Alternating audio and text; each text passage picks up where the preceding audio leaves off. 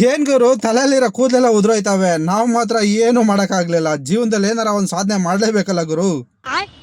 ಒಂದೊಂದ್ಸಲ ನಾನು ಆತರ ಓವರ್ ಆಗಿ ಥಿಂಕ್ ಮಾಡ್ಬಿಡ್ತೀನಿ. ಆದ್ರೆ ಈಗಿರೋ ಸಿಚುವೇಶನ್ ಅಲ್ಲಿ ನನ್ನ ಫ್ಯಾಮಿಲಿನ ಸರಿಯಾಗಿ ರನ್ ಮಾಡ್ಬಿಟ್ರೆ ಸಾಕು, ಅದೇ ಜೀವನ ಪಾವನ ಆದಂಗೆ ಆಗ್ಬಿಡ್ತದೆ. ಆದ್ರೂ ನಮ್ಮ ಪ್ರಯತ್ನ ಅನ್ನೋದನ್ನ ಬಿಡೋದಿಲ್ಲ.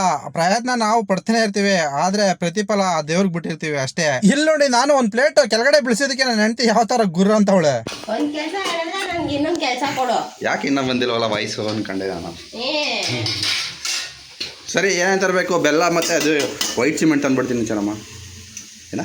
ಏನು ಅರ್ಥವೇ ಆಗ್ತಿಲ್ವೇ ಈ ಕೇಸು? ಎಳೆ ಮಗು ಆಗಿದ್ದಿದ್ರೆ ಓಕೆ, ಏನಿದು ಏನೋ ಗೊತ್ತಾಗ್ತಿಲ್ಲಪ್ಪ.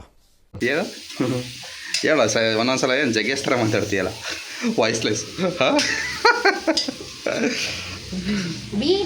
ಆಗಲ್ಲ, ಅದಕ್ಕೆ ವಾಯ್ಸ್ಲೆಸ್ ಮಾತಾಡ್ತಿದ್ದೀನಿ. ಸೌಂಡ್ಲೆಸ್, ವಾಯ್ಸ್ಲೆಸ್ ಅಲ್ಲ. ಸೌಂಡ್ಲೆಸ್, ಸಾರಿ. ಇದೊಂದು ಬದುಕಿ, ಇದೊಂದು ಜನ್ಮವೇ, ಎಂತಹ ದುರ್ವಿಧಿ, ಇದೆಂತಹ ದುರ್ವಿಧಿ. ಆಮೇಲೆ ಅಂಗಡಿಗೆ ಹೋಗ್ಬಿಟ್ಟು ಒಂದು ಸ್ವಲ್ಪ ಸಾಮಾನು ತರಬೇಕಾಗಿತ್ತು, ಅಂಗಡಿಗೆ ಹೋಯ್ತಾ ಇದ್ದೀನಿ ಅಂತ ಹೇಳಿದೆ ಅಷ್ಟೇ. ಅದಕ್ಕೆ ನನ್ನ ಹೆಂಡತಿ ಅಂತ ಹೇಳ್ತಾವಳೆ. ಏನು ತಿಂಡಿ? ಎಂಡಿ ಬೂಸುತ್ತಾರಲ್ಲ.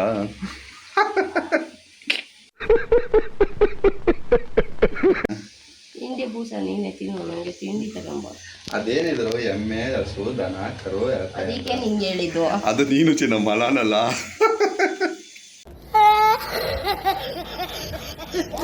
ಹೊಸಿ ಕನ್ನಡದ ಮುಸುಡಿ ನಾಡ್ಕ ನೋಡು, ಚೆನ್ನಾಗಿ ಕಾಣಿಸ್ತಲ್ಲ ನಾನು? ಚೆನ್ನಾಗಿ ಕಾಣಿಸ್ತಾ ಇಲ್ವ ನಾನು?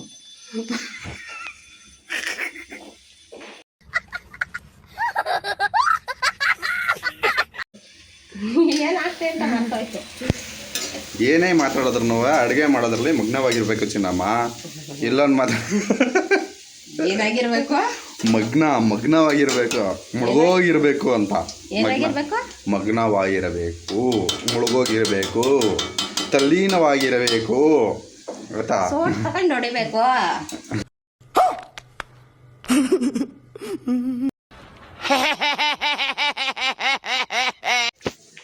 ಚಿನ್ನಮ್ಮ, ಇನ್ನೊಂದು ಮರ್ತ್ಬಿಟ್ಟೆ.